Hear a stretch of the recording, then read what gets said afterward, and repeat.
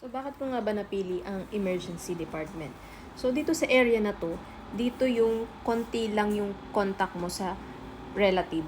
Hindi kagaya sa ward or sa IP na kailangan pakisamahan mo buong family ng patient, lahat sila, and makikilala ka na ng pamilya ng patient. Sa emergency kasi, come and goes yung patient.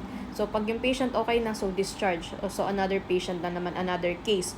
So, yun ang nagustuhan ko sa emergency, kaya napili ko yung emergency department.